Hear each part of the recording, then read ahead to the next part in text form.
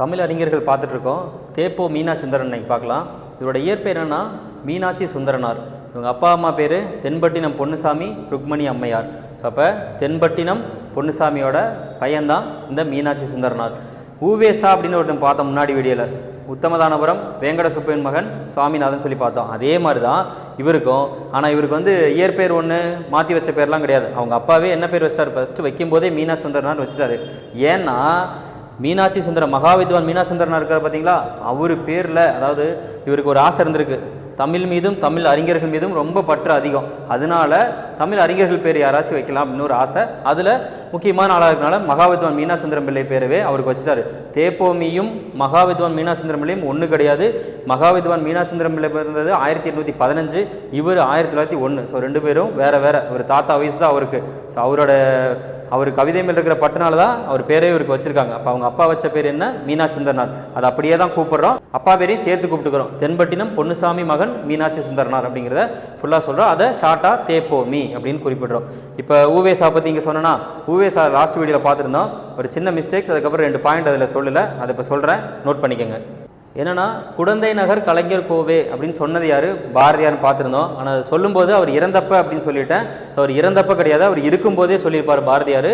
குடந்தை நகர் கலைஞர் கோவை என்று அழைக்கப்படுவர் ஊவே சாமிநாதர். சொன்னது யாருன்னா பாரதியார். அவர் இருக்கும்போதே சொல்லியிருப்பார். இது ஒரு மிஸ்டேக், இதை கரெக்ட் பண்ணிக்கோங்க. அடுத்து ஒரு 2 பாயிண்ட் ஊவேசா. இப்போ தேப்போமி தான் பார்த்துக்கிட்டு இருக்கோம். ஊவேசால ஒரு 2 கண்டென்ட் மிஸ் பண்ணிட்டேன், அதை இங்கே சொல்கிறேன். என்னன்னா 2025 முதல் ஊவேசாவின் பிறந்த நாளான பிப்ரவரி 19, அப்போ அவரோட பிறந்தநாள் என்னைக்கு, பிப்ரவரி 19. அந்த நாளை இந்த 2025 என்ன பண்ணுறாங்கன்னா தமிழ் இலக்கிய மறுமலர்ச்சி நாளாக கொண்டாடுறாங்க. ஸோ இந்த 2025 தான் ஃபர்ஸ்ட் டைம் கொண்டாடி இருக்கோம். இது ஒரு முக்கியமான பாயிண்ட். கரண்ட் அஃபேர்ஸ் ரிலேட்டடாகவும் கேட்டால் ஞாபகம் வச்சுக்கோங்க. 1937ஆம் ஆண்டு சென்னையில் இலக்கிய மாநாடு ஒன்று நடைபெற்றது. அந்த மாநாட்டுக்கு காந்தியடிகள் வந்திருக்கிறாரு.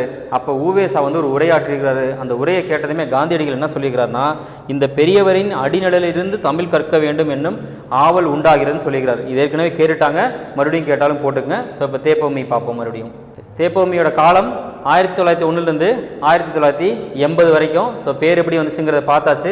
இவர் எங்கே பிறந்திருப்பாருன்னா சென்னைக்கு அருகிலுள்ள சிந்தாதிரிப்பேட்டையில் பிறந்திருப்பார்.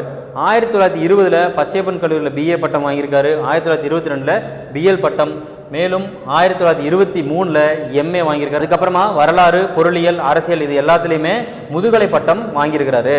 இவருக்கு பன்மொழி புலவர்னு ஒரு பேர் இருக்கு. சரியா, பன்மொழி புலவர்னா காப்பாத்துறையும் கேள்விப்பட்டிருப்பீங்க. ஸோ இவருக்கும் அந்த பேர் கொடுத்துருக்காங்க. என்னென்ன மொழி பார்த்துருங்க, புலமை பெற்ற மொழிகள் தான் தமிழ், சமஸ்கிருதம், தெலுங்கு, கன்னடம், மலையாளம், ஹிந்தி, பிரெஞ்சு, ஜெர்மன் இது எல்லாத்துலேயுமே இவர் புலமை பெற்றிருக்கிறாரு. இவர் ஏதாவது விருது வாங்கியிருக்காரு அப்படின்னா 2 விருது வாங்கியிருக்காரு. என்னென்னா பத்மபூஷனும் கலைமாமணியும் வாங்கியிருக்காரு. பத்மபூஷன் எந்த வருஷம் வாங்கியிருக்காருன்னா 1977, கலைமாமணி 1978. இது ஒரு சில இடத்துல இயர் கொஞ்சம் சேஞ்ச் ஆகுது. 1976 பத்மபூஷனும் 1977 கலைமாமணி வாங்கின மாதிரி இருக்கு. ஸோ ஃபஸ்ட் டைம் கேட்கும்போது இயரெல்லாம் ரொம்ப கேட்பாங்களாங்கிறது டவுட் தான், இருந்தாலும் பார்த்துக்குங்க. அடுத்து இவரோட பணிகள் என்ன அப்படின்னா, தாழ்த்தப்பட்ட ஹரிஜன மக்களுக்காக இரவு பள்ளிக்கூடத்தை துவங்கியிருக்கிறார். எந்த வருஷம், 1916. சென்னை உயர்நீதிமன்றத்தில் வழக்குரைஞராக பணியாற்றிருக்கிறாரு 1923. சென்னை மாநகராட்சியின் உறுப்பினராக எந்த வருஷம் இருந்தார் அப்படின்னா 1924. அலுமினிய தொழிலாளர் சங்கத்தின் தலைவராக பொறுப்பேற்ற ஆண்டு 1925. வேதாந்த சங்கத்தின் தலைவராக பொறுப்பேற்ற ஆண்டு 1936.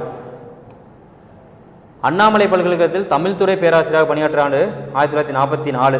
ஸோ இது இத்தனை இயரம் மனப்பாடம் பண்ணணுமா அப்படின்னா முதல்ல நிறைய படிச்சுட்டு இருந்தோம். இப்போ அளவாக தான் கொடுத்துருக்காங்க. அதனால் முடிஞ்ச அளவுக்கு எவ்வளோ கிடைக்குதோ எல்லாத்தையும் எடுத்து வச்சுப்போம்.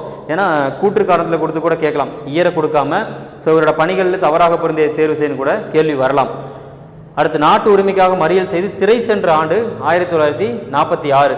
நாட்டின் விடுதலை போராட்டத்தில் பங்கேற்று சிறை சென்ற ஆண்டு 1947. அடுத்து சிக்காகோ அமெரிக்க பல்கலைக்கழகத்தில் தமிழ் துறை தலைவராக பணியேறிய ஆண்டுனா 1961. ஸோ இயர் இல்லாமல் இதை அப்படியே கேட்கலாம், யார் சிக்காகோ அமெரிக்க பல்கலைக்கழகத்தில் தமிழ் துறை தலைவராக பணியாற்றியவர் யாருன்னு ஆப்ஷனில் வேற 3 பேரை கொடுத்து கூட கேட்கலாம். அடுத்து இது முக்கியமான பாயிண்ட், மதுரை காமராசர் பல்கலைக்கழகத்தில் முதல் துணைவேந்தர் 1966. இந்த பாயிண்ட் வச்சு அவர் எழுதின ஒரு நூலையும் கூட ஞாபகம் வச்சுக்கலாம். 1974 முதல் ஆழ்நிலை தியான தேசிய குழுவில் உறுப்பினராக தொண்டு செய்தார். அப்போ ஆழ்நிலை தியானம்ங்கிற ஒரு நூலும் கூட இவர் எழுதியிருப்பாரு, பின்னாடி பார்ப்போம். தமிழ் மொழியியல் துறையை உயர் ஆய்வு மையமாக மாற்றினார். இவரை பற்றின கண்டென்ட் வந்து ஸ்கூல் புக்ஸில் பெருசாக கிடையாது சரியா. பழைய 11th புக்கில் குடிமக்கள் காப்பியம் ஒரு பாடம் கொடுத்துருப்பாங்க, அதுலேயும் பாயிண்ட்ஸாக எடுக்க முடியாது, கதை மாதிரி தான் இருக்கும். ஸோ கவர்மெண்ட் மெட்டீரியல் கொடுத்துருப்பாங்க, அது இல்லாமல் கொஞ்சம் அவுட் சோர்சிங்லேருந்து எடுத்து கொடுத்துருக்கேன். முக்கிய கூற்றுகள் இவருக்கு என்னென்ன அப்படின்னா, வித்துவான் தேர்வு எழுதியிருக்காரு, அதில் முன்னிலை தேர்வு இறுதி தேர்வு ரெண்டையுமே எழுதி மாநிலத்திலே ஃபஸ்ட்டாக வந்திருக்கிறாரு. அடுத்து யுனெஸ்கோவின் கூரியர் என்னும் இதழ் குழுவின் தலைவராக விளங்கியிருக்காரு. இந்த பாயிண்ட் ரொம்ப முக்கியம். உலக காப்பியங்களோடும் உலக நாடகங்களோடும் சிலப்பதிகாரத்தை ஒப்பிட்டு அதை நாடக காப்பியம் என்றும் குடிமக்கள் காப்பியம் என்றும் ஒரு வரியில் கூறியவர். ஸோ பழைய 11th புக்கில் பாடமே கொடுத்துருக்காங்க, துணை பாடத்தில் குடிமக்கள் காப்பியம் தேப்போ மீனாட்சி சுந்தரனார்னு ஒரு பாடமே கொடுத்துருக்காங்க. ஸோ இந்த பாயிண்ட் அதிலிருந்து ஞாபகம் வச்சுக்கலாம். அடுத்து முக்கியமானது, தமிழ் மொழி உயர வேண்டுமானால் தமிழன் உயர வேண்டும் அப்படின்னு சொல்லி ஒரு கூற்றையும் சொல்லியிருப்பார். என சங்கநாதம் இட்ட முதல் சான்றோர் தேப்போமி. அனைத்திந்திய பல்கலைக்கழக தமிழ் ஆசிரியர் மன்றத்தை தொடங்கியவர். தமிழுக்கு பல புதிய சிந்தனைகளை தன் ஆய்வின் மூலம் தந்தவர். ஸோ அந்த ஆய்வுங்கிறது முக்கியம், அதை வச்சு ஒரு கொஸ்டின் கேட்டிருக்காங்க. அடுத்த பாயிண்ட் பாருங்க, மாண்டிசோரி எஜுகேஷன் அப்படின்னு ஒரு கல்வி முறை இருக்கும். அந்த பள்ளியை நிறுவிய ஆண்டு எது அப்படின்னா 1947.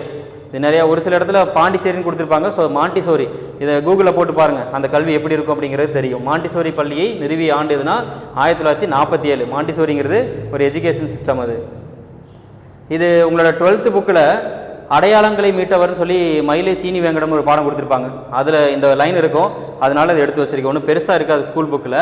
ஸோ என்ன கொடுத்துருப்பாங்க அப்படின்னா, 1934 தேப்போமி சிந்தாதிரிப்பேட்டை உயர்நிலைப் பள்ளியில் நடத்திய தமிழ் ஆராய்ச்சி மாநாட்டில் கிறித்தவமும் தமிழும் என்ற பொருள் குறித்து உரையாற்றியவர் யாருன்னு கேட்டால் சாத்தா சர்க்குணர். ஞாபகம் வச்சுங்க. ஸோ இதில் எப்படினாலும் கேள்வி கேட்கலாம். இந்த மாநாடு எந்த வருஷம் சொல்லி கேட்கலாம், கிறித்தவம் தமிழுங்கிற உரை என்ன உரையின் பேர் கூட கேட்கலாம். இது உங்கள் ஸ்கூல் புக்கில் இருக்கிறது, மனப்பாடம் பண்ணிக்கோங்க. அடுத்து இவர் எழுதின ஆங்கில நூல்கள் கொஞ்சம் கொடுத்துருக்கேன். ஸோ இதுலேருந்து கேள்வி கேட்கலாம். ஹிஸ்ட்ரி ஆஃப் தமிழ் லாங்குவேஜ் 1, அடுத்து ஹிஸ்ட்ரி ஆஃப் தமிழ் லிட்ரேச்சர். இதை அவர் இங்கிலீஷில் எழுதியிருக்காரு. ஹிஸ்ட்ரி ஆஃப் தமிழ் லிட்ரேச்சர் அப்படிங்கிறத இங்கிலீஷில் எழுதிட்டாரு. அதை இங்கிலீஷ்லேருந்து தமிழுக்கு யார் மாற்றிருப்பான்னா இளமாறன்கிறவர் அதை தமிழில் மாற்றிருக்கிறாரு. அடுத்து philosophy of Thiruvalluvar, Tamil poets I view, அடுத்து அத்வைதா இன் தமிழ். இது 5ம் உங்களோட கவர்மெண்ட் சோர்ஸ்லையுமே இருந்துச்சு, அதனால் மனப்பாடம் பண்ணிக்கோங்க. அடுத்து தேப்போமி எழுதிய நூல்கள் நிறையா இருக்கும், அதில் முக்கியமானதை அடுத்து கொஞ்சம் கொடுத்துருக்கோம், பார்த்துக்குங்க. வள்ளுவரும் மகளிரும், வள்ளுவர் கண்ட நாடும் காமமும், கால்டுவெல் ஒப்பிலக்கணம், தமிழா நினைத்துப்பார், நீங்களும் சுவையுங்கள், பிறந்தது எப்படியோ, அன்பு முடி, காணல் வரி. இது கேள்வி கேட்டிருக்காங்க. சிலப்பதிகாரத்தின் சீர்மையை எடுத்துக்காட்டும் சிறந்த ஆய்வு நூல். காணல் வரிங்கிறது ஒரு ஆய்வு நூல். எதை பற்றி அப்படின்னா சிலப்பதிகாரத்தோட சீர்மை. தமிழ் மனம், தமிழும் பிற பண்பாடும், மனோ தத்துவ சரித்திரம், 10 பாட்டு ஆய்வு, மொழியியல் விளையாட்டுகள், சமணத்தமிழ் இலக்கிய வரலாறு, வாழும் கலை, மொழி வரலாறு. இது அகத்துறையில் இந்த சிறந்த நூல்னு சொல்கிறாங்க. அடுத்து குசேலர். இது இல்லாமல் இன்னொரு நூல் உங்களுக்கு கவர்மெண்ட் மெட்டீரியல் கொடுத்துருப்பாங்க. என்ன அப்படின்னா தாய்லாந்தில் திருவெம்பாவை திருப்பாவை அப்படின்னு கொடுத்துருப்பாங்க. ஸோ திருப்பாவையார் ஆண்டாள் எழுதுது, திருவெம்பாவை மாணிக்க வாசகர். அதை வச்சு ஒரு நூல் எழுதியிருப்பார், தாய்லாந்தில் திருப்பாவை திருவெம்பாவை. அடுத்து தேப்போமிக்கு சிறப்பு பெயர்கள் கொஞ்சம் இருக்குது, அது என்ன யார் சொன்னா அப்படிங்கிறதையும் கொடுத்துருக்காங்க. பெருந்தமிழ்மணி, யார் இந்த தமிழ்மணின்னு சொன்னது அப்படின்னு பார்த்தீங்கன்னா சிவபுரி சன்மார்க்க சபை. அடுத்து பன்மொழி புலவர், அப்பாத்துறைக்கு இந்த பேர் இருக்கும், இவருக்கு இருக்கு. தனது 36ஆம் வயதிலேயே குன்றக்குடி திருவண்ணாமலை ஆதீனம் அவங்க கொடுத்துருப்பாங்க பன்மொழி புலவர் அப்படின்னு. பல்கலை செல்வர்னு யார் கொடுத்துருக்காங்கன்னா திருவாவடுதுறை ஆதீனம் கொடுத்துருப்பாங்க. நடமாடும் பல்கலைக்கழகம் இவரை அழைத்தது யார் என்றால் திருவி கல்யாண சுந்தரனார். தமிழ் மொழியியல் கழகத்தின் முதல் தலைவராக இருந்திருக்கிறாரு. தமிழ் மொழியியல் ஆய்வின் முன்னோடி, குருதேவர், இலக்கிய வித்தகர். இதெல்லாமே இவருக்கு சிறப்பு பெயராக சொல்லலாம். இதுக்கு முன்னாடி தேப்போமியை சிலபஸில் குறிப்பிட்டு கொடுக்கல, அதனால நிறைய கேள்வி கேட்கல. 3 கேள்வி தான் கேட்டிருக்காங்க, இனிமேல் கேட்கலாம். ஸோ அது என்ன கேள்வினா, தேப்போ மீனா சுந்தரனார் சிலப்பதிகாரம் பற்றி எழுதிய கட்டுரை எதுனா குடிமக்கள் காப்பியம். அடுத்த கேள்வி கூற்று, தேப்போ மீனா சுந்தரனாரின் காணல் வரி புது வகையான ஆராய்ச்சி நூல். சரி. காரணம், சிலப்பதிகார காப்பியத்தை காணல் வரி என்னும் பகுதியை மையமாக இயக்கிச் செல்வது என்னும் கொள்கையை இதன் மூலம் நிலைநாட்டினார். ரெண்டுமே சரிதான். திராவிட மொழிகளின் ஆய்விற்கு பங்களிப்பு செய்தவர்கள் குறிப்பிடத்தக்கவர் யார்? தேப்போ மீனாட்சி சுந்தரனார். ஸோ இந்த 3 கேள்வி தான் தேப்போமியை பற்றி கேட்டிருக்காங்க. இவருக்கு நிறைய பட்டம் புனைப்பெயர்லாம் பார்த்தோம்.